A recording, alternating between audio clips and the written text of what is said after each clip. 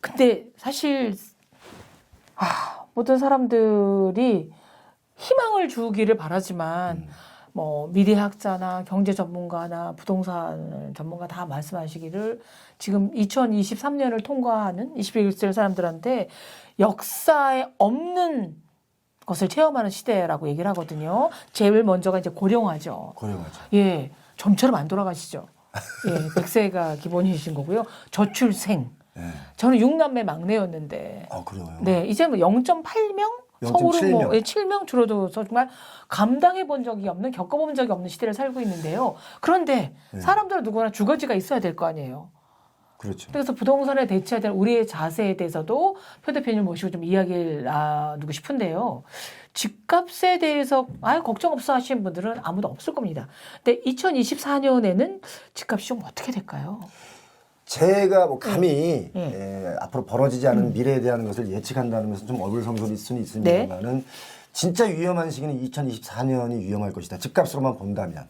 부동산 폭락은 아마 2024년에 우리에게 맞닥뜨린 현실이 될 수 있다. 2024년에 떨어진다? 예. 그래서 그거에 대한 리스크를 지금부터 우리가 감내할 준비를 하지 않으면 정말 갑자기 맞닥뜨리게 되면 위험하지 않습니까? IMF가 터질 때도 그 하루 전날도 우리 경제 튼튼하다라고 얘기했거든요. 그랬죠. 그러고 나서 바로 그 다음날 발표했지 않습니까?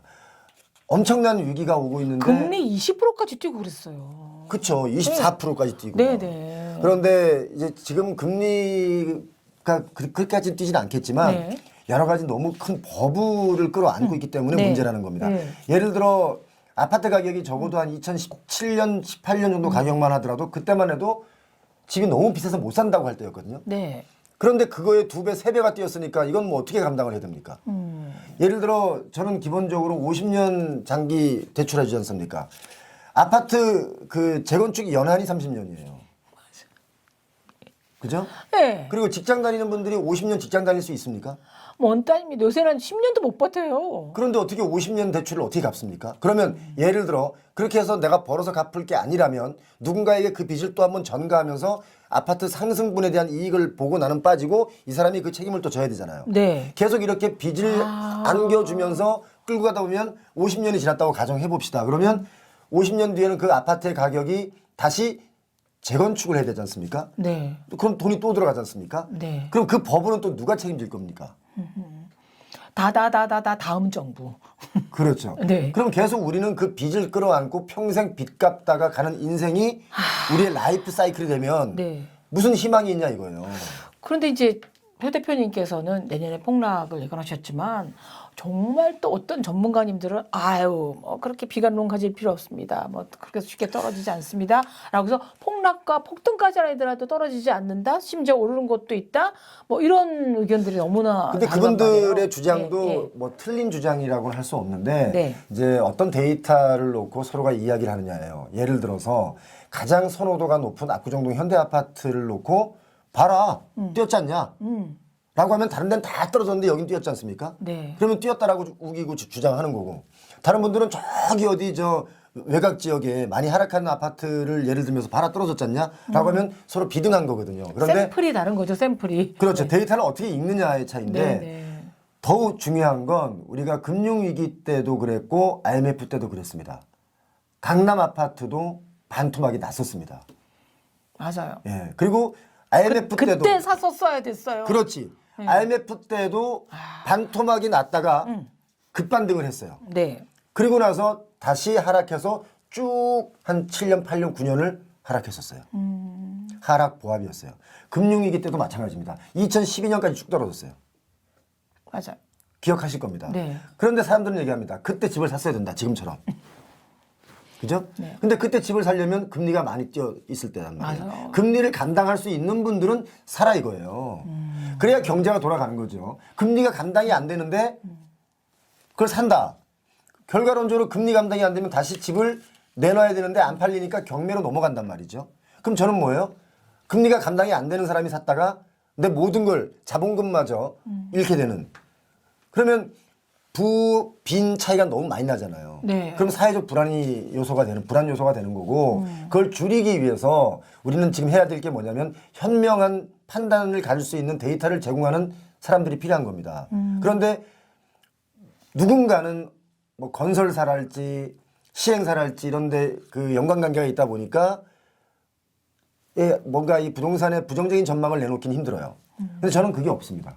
뭐 받아 먹은 것도 없고 뭐 받아 먹어야 할 사람도 없고 하기 때문에 저는 있는 그대로 데이터를 여러분께 보여드리면서 지금은 위험한 단계다라고 말씀드리는 거고, 만약에 다시 아파트 가격이 이제 이렇게 다시 살아날 기미가 보이면 또 역시 그때는 지금 다시 반등의 기미가 보인다라고 제가 또 얘기를 할 겁니다.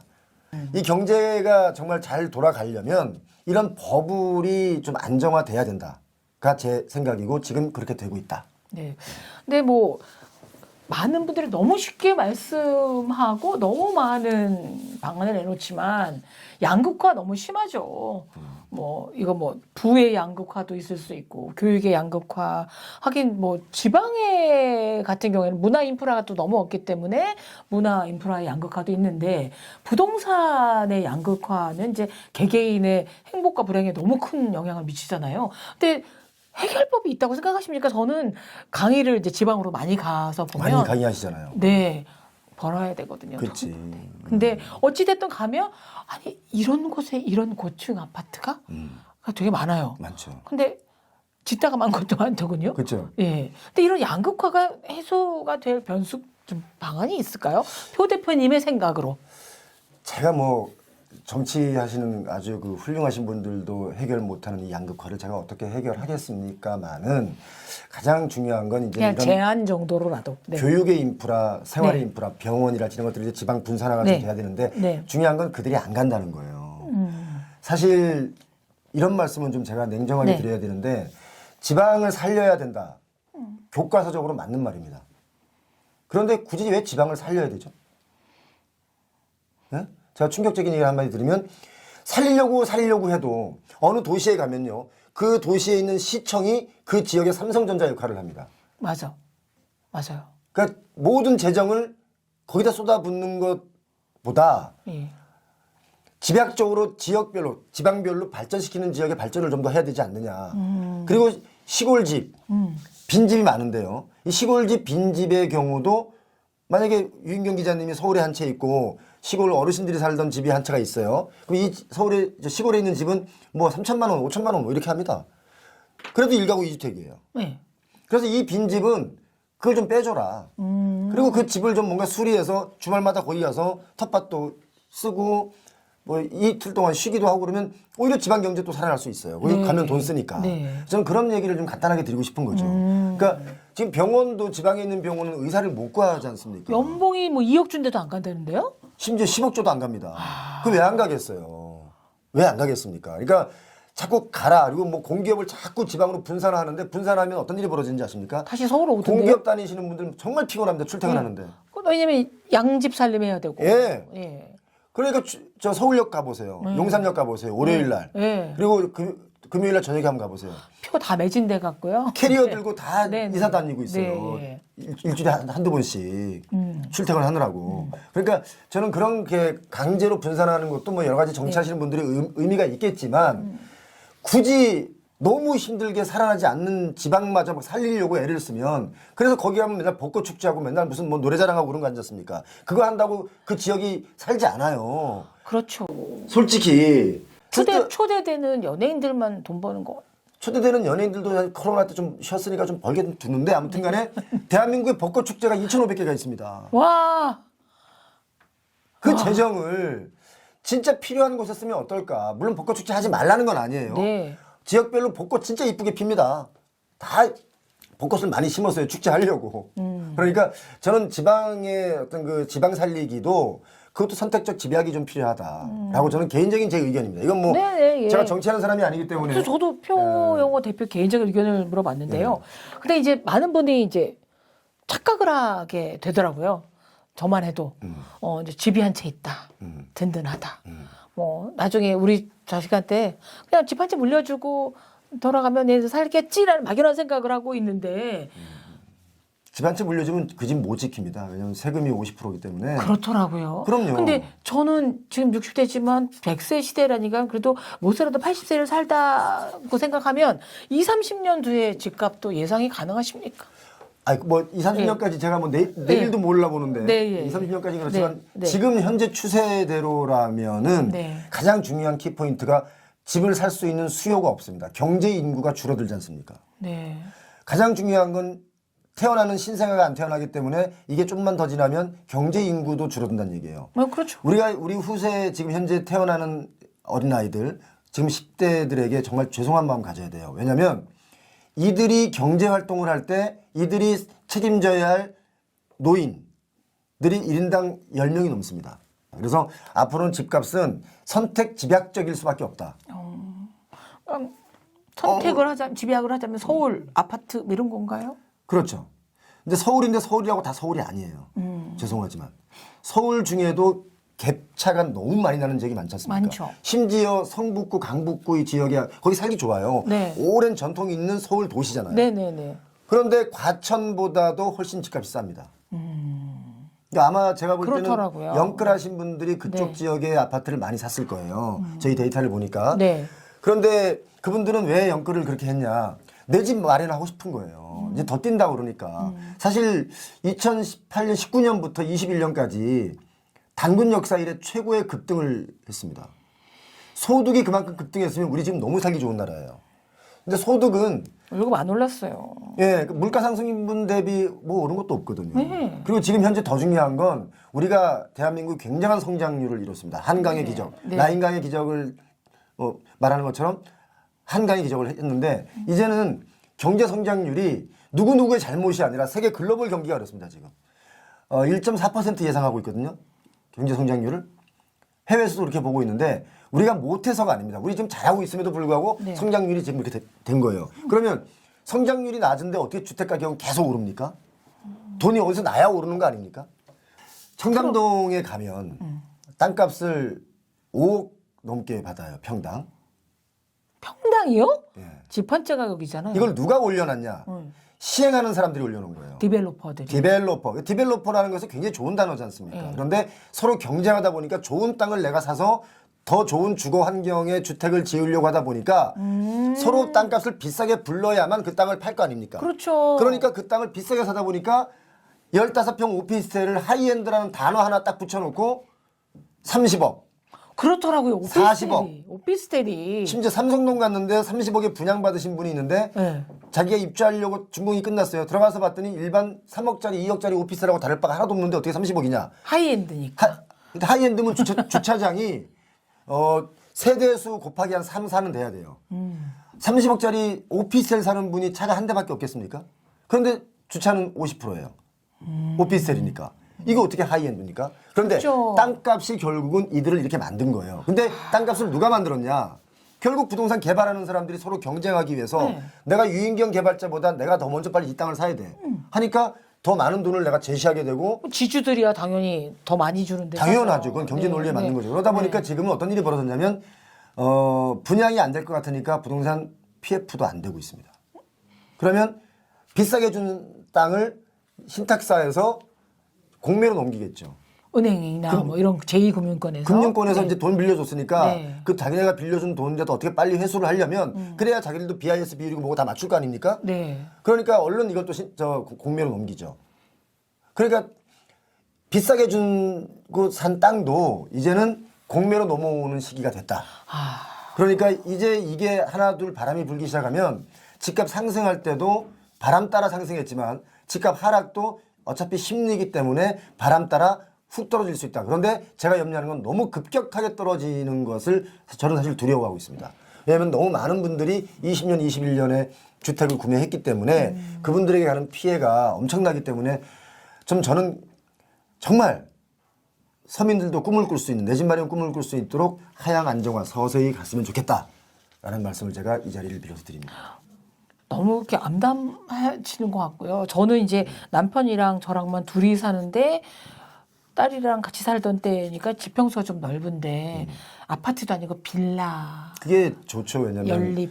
대지 지분이 많을 거 아닙니까? 나름 많겠지만 근데 정말 달랑 집 한 채. 그것도 훌륭한 인 거예요. 노인인데 훌륭한 거예요. 제 딸은 저더러 맨날 이 집을 팔고 두 사람이 사는 아주 좁은 평수의 아파트로 가고 25평. 네, 그보다 더 작아도 된다며 지네 집 아니라고 그렇게 저를 줄이며 그래서 나머지 네. 돈은 달라 그러고 막 그래요? 아니에요. 그럼. 효녀예요, 효녀예요. 그러니까 엄마가 청소도 잘 아는 게으른 분이시니 좁은 청소가 가능한 네. 그냥 이게 알아서 하는 청소기로도 예, 로봇 청소기가 할 수 있는 지역에 사시고 남은 돈으로 약간의 그 여유를 꼬마 건물 같은 것 저 먼 변두리에 사셔서 뭐 제 야곱야곱 월세를 받으면 사세요라고 하는데 그 말씀 제가 틀렸다는 걸 제가 금방 말씀드릴게요. 증명해 주세요. 제가 제 왜냐면 딸한테 네. 이 집을 팔아서 작은 집을 사고 네. 차액으로 저기 좀 변두리 가서 꼬마 빌딩을 사서 거기서 나오는 세를 받아라. 꼬마 빌딩이 세가 꼬박꼬박 나옵니까? 공실 생기면 어떻게 할 겁니까? 꼬마니까 꼬박꼬박 줘야 되지 않을까요? 꼬마 잡힙니다. 그게 왜냐면 사실 지금 그 부동산 급등기 때 네. 너도 나도 대출을 받아서 샀는데 네. 꼬마 빌딩도 네. 많게는 80% 90%까지 강남 가면 그런 빌딩들이 있습니다. 꼬마 빌딩 중에 대출을 받은 거죠. 오호. 그리고 오히려 서울 외곽 쪽으로 가면 그 한 50% 네. 이 정도의 대출을 받아서 보통 건물들을 샀어요. 그런데 지금 강남에도 꼬마 빌딩이 경매로 나오고 있다는 것은 공실이 한번 생기면 이자 감당이 안 되는 거예요. 그렇겠군요. 논리적으로 안 맞는 땅값을 가지고 있는 거예요. 논리적으로. 물론 모든 경제가 논리적일 수는 없습니다. 어느 지역은 버블이 많을 수 있고 어떤 지역은 버블보다 한참 아래일 수도 있는 거죠. 저평가도 있고 고평가도 있겠지만 이거 평균적으로 놓고 보면 아무튼 논리적이어야 되거든요. 네. 나름 네. 설명이 가능해야 되는데 설명 가능하지 않은 상황까지 왔다. 그러니까 설명이 가능해야 되지 않습니까? 뭐 예측은 불가능하더라도 설명은 가능해야 되는데 그것마저도 우물쭈물하게 만드는 지금 아마 우리나라에서 가장 경제학적으로 뛰어나신 어떤 교수님을 불러놓고 얘기를 해도 설명하려면 아마 한참 우물쭈물 하실 겁니다. 왜냐하면 그러니까요. 설명할 수가 없기 때문이에요. 그 정도로 지금 위험하다. 제가 아무런 얘기만 하는 게 아니고 네. 왜 이런 얘기를 드리냐면 돈을 버는 것도 중요하죠. 내가 노동을 통해서 근로를 통해서 또는 내 자본을 통해서 돈을 버는 건 중요한데 더 중요한 건 리스크를 어떻게 관리하느냐입니다. 세상의 모든 부자가 무너질 때는 리스크 관리가 안 돼서 무너지거든요. 네. 제가 아는 부자들도 리스크 관리를 못하는 바람에 무너진 부자들 많습니다. 네. 제가 페용호 TV에서 가장 주장하는 것 중에 하나가 리스크 관리에 중점을 둬라 라는 것이고요. 또 서민분들, 그러니까 서민층이 주택을 구매하실 분들은 지금 고금리의 고가의 아파트를 공략해서 무리하게 사지 마라. 기회가 온다. 그러니까 또 많은 분들은 이런 얘기를 해요. 고분양가기 때문에 분양가가 오르는데 어떻게 집값이 떨어지냐? 저기 나이키 신발 눈물에 세일하면서 10,000원에 나올 때 있지 않습니까? 맞아요. 그거 백화점에서 20만 원에 팔던 신발인데 네. 그러면 그 원가 따지면 어떻게 10,000원에 팝니까? 그렇죠. 똑같습니다. 부동산도. 아, 모든 집들도 재화는 진짜 그렇던데요. 예, 모든 재화는 예. 그렇게 돼 있습니다. 지금. 그래서 딸아, 엄마는 리스크를 감당하기 너무 늙었어. 그냥 그대로 이 집에 있을게. 그리고 유인경 우리 선생님 따님 이 방송을 통해서 보시면 그 행여나 우리 엄마 집 팔아서 작은 집으로 이사 가게 한 다음에 차익을 내가 날름 먹어야지. 이런 생각은 버리시기 바랍니다. 그런 생각 안 하는 효녀예요. 그래요? 돈 잘 벌어요. 그래요? 네. 워낙 똘똘하게 또 잘 키우셨겠지. 아니요, 지가 잘 자랐어요. 근데 사실은 부동산에서 제가 늘 느끼는 거지만 사실 제 남편 고를 때도 너무 성급하게 골라서 아무 생각 없이 남편 고를 예, 때도 그러니까, 성급하게 골랐다고요? 예, 그냥 볼펜 하나 살 때도 이 색깔이 저 색깔이 얼마지 이렇게 챙겨놓고 남편은 정말 그냥 쓱 결혼하자 그러길래 했거든요. 근데 집은 그건 본인 어떻게든지 거기에 너무 쇼크를 먹어서 모든 뭘 하나 살 때마다 어디가 제 최저냐. 응? 어느 지역 이게 네이버 쇼핑이냐 쿠팡이냐 마켓컬리냐 뭐 등등 다 찾아서 사거든요. 그리고 조금이라도 제가 싼 거 사면 제가 너무 현명하고 지혜롭고 운도 좋은 사람으로 느낀다 말이죠. 최저가일 때 사려면 집을 그리고 제가 막 부자가 된다는 느낌이 들잖아요. 집 한 채 있고 난 다음에 제가 얼마나 거만해졌는지 몰라요. 원래 그래요. 네. 그 집을 산다는 네. 것은 집을 있다는 것은 그다음에 네. 내 집값이 올라간다는 것은 그 부자 효과를 맞아요. 웰스 에펙트라고 하는 네. 경우가 있는데 내가 마치 부자가 된 것 같은 느낌이 들기 때문에 네. 소비가 좀 늘어나요. 소비가. 그런데 이게 집값이 하락한다고 싶으면 갑자기 푸어 에펙트가 생기는 거예요. 그래서 제가 집값이 어떤 분들은 빨리 떨어져라 라는 분도 있지만 그러면 정말 위험해지기 때문에 서서히 맞아. 오히려 서서히 네. 떨어지면 준비할 수 있잖아요. 서민층에서도 살려고. 근데 급격하게 떨어지면요. 또 급격하게 반등이 오면 신기루처럼 왔다 갔거든요. 그럼 나는 못 사요. 네. 또 못 사는 거예요. 그러니까 오히려 네. 집을 살 수 있으려면 천천히 하향 안정화되고 PIR 지수, 주택 구매 가격 지수가 그래도 세계 글로벌 세계적으로 그 평균치는 좀 와야 되지 않느냐. 네. 지금 서울의 PIR 주택 구매 가격 그 지수를 보면 42 나오거든요. 이 말이 뭐냐면 모든 소득을 저축을 해서 42년 만에 집을 살 수 있다는 얘기예요. 네. 이게 말이 됩니까? 우리 인생이 뭐 100세 시대고 하지만 100세까지 뭐 일하면서 살 수 있습니까? 힘들죠. 그럼 보통 주택 가격은 이상적인 것은 보통 한 PIR을 10이라고 봐요. 근데 더 웃긴 거는 2012년, 11년 때도 집값이 고가였다고 그랬거든요. 서울에 집값 비싸서 어떻게 사? 그랬단 말이죠. 네. 그런데 그때는 PIR이 10이었습니다. 심지어 8도 있었습니다. 근데 지금은 최근에 너무 급격하게 뛰는 바람에 40까지 올라갔고 강남의 경우는 아마 제가 정확하게는 데이터를 안 뽑아봤지만 이 추세라면 50은 넘어갈 것이다. PIR 지수가. 물론 강북의 경우는 아마 한 네. 25 정도 될 거라고 저는 보는데요. 평균치가 그렇습니다. 그런 걸 봤을 때는 참 가장 최저가에 산다는 개념보다는 내가 감당할 수 있는 가격 또 내가 이것을 매매를 하려고 할 때 환금성이 좋은 아파트를 놓고 생각하시면 좀 더 수월하게 가격도 책정해서 살 수 있지 않을까. 네. 근데 뭐 아까 100세 시대라고 다 100세까지 사는 건 아니지만 근데 자기 신의 자녀 수명은 다 감당하기가 좀 어렵잖아요. 근데 그런 분들에게 그러니까 제가 뭐 독일이나 뭐 이런 유럽 지역이나 보면 자기 집 소유를 안 하신 어르신들 참 많아요. 그렇죠. 왜냐하면 연금을 받고 해서 그걸로도 월세를 살아도 국가에서 월세가 올라가는 건 딱 물가 지수 정도 맞추기 때문에 황당하게 나가지도 않아요. 그렇죠. 그래서 그냥 월세로 뭐 10년, 20년 그 같은 지역에 살아도 저는 문제가 없고 스트레스가 안 받으니까 살 수 있는데 우리는 이 월세라는 게 주인 마음이기도 하고 뭐 더구나 나이 들어서 그 서러움 짐을 싸야 되는 서러움 감당하기 되게 어려울 텐데요.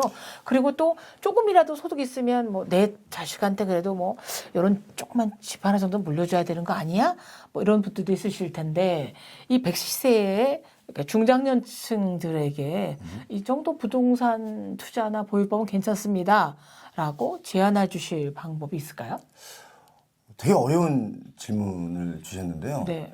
그 각자가 처해진 그 경제 규모나 환경이 다 다르기 때문에 그럼요. 어느 선이다라고 말씀드릴 수 있는 것은 아닌 것 같고 네.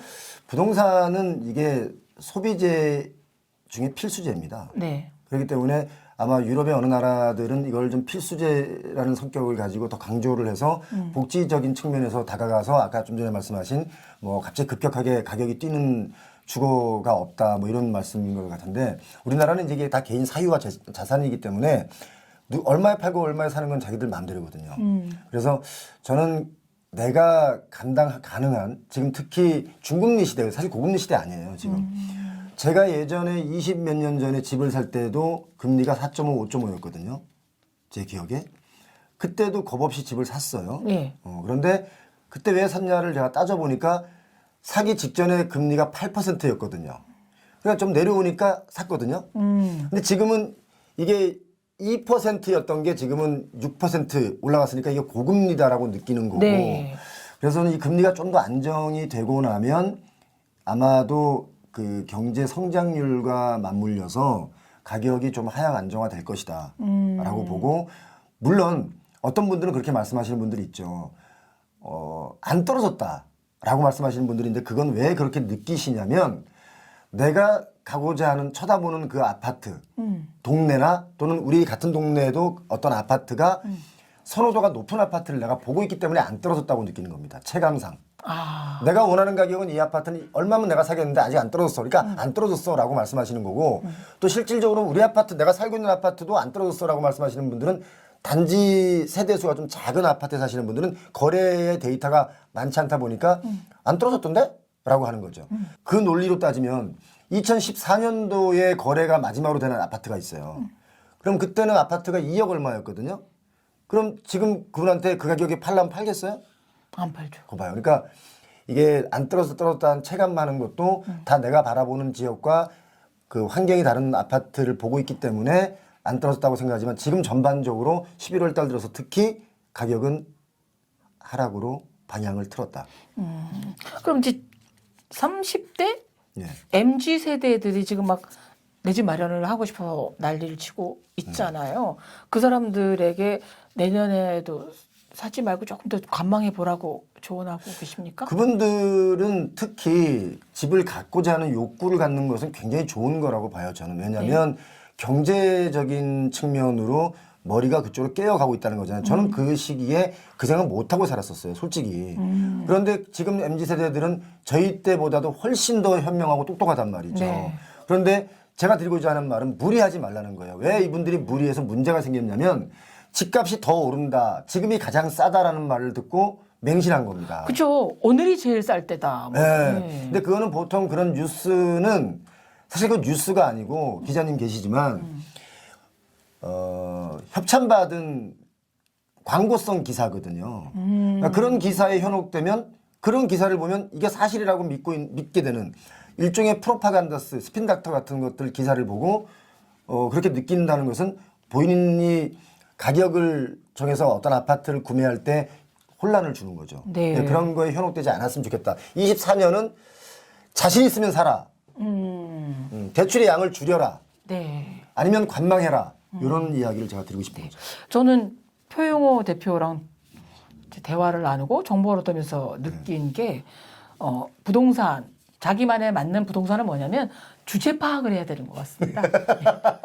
내가 연령대가 몇 살이고 그다음 내 연봉이 얼마이며 보유자산이 얼마이고 혹시 저처럼 60대 이후에 연금을 받는 사람이나 뭐 개인 사보험이 있다면 그 규모 안에서 원하는 주택을 구입하시건 뭐 전설하시던 하지 남이 사니까 나도 뭐 내 집 마련해 하시다가 나중에 정말 버블의 주인공이 되실 수 있다는 느낌 많이 들었고요. 현명한 조사 방법을 하고 셀코 TV와 표용호 TV 열심히 보시면서 정보 많이 얻으셨으면 좋겠습니다. 오늘 표용호 TV의 대표 표용호 대표님과 함께 부동산 현재와 미래를 이제 해봤는데요. 함께해 주셔서 너무너무 감사합니다. 유인경 짱! 짱짱짱짱짱이야. 유인경 짱이야. 감사합니다. 아주 오늘 덕분에 아주 편안하게 얘기를 할 수 있게 해서 고맙습니다. 네. 역시 이 호스트는 이렇게 이 게스트를 좀 편하게 해줘야 돼. 저도 주제 파악을 하고 그냥 그 집에 계속 쭉 사는 걸로 마음 정리했습니다. 감사합니다. 감사합니다. 네.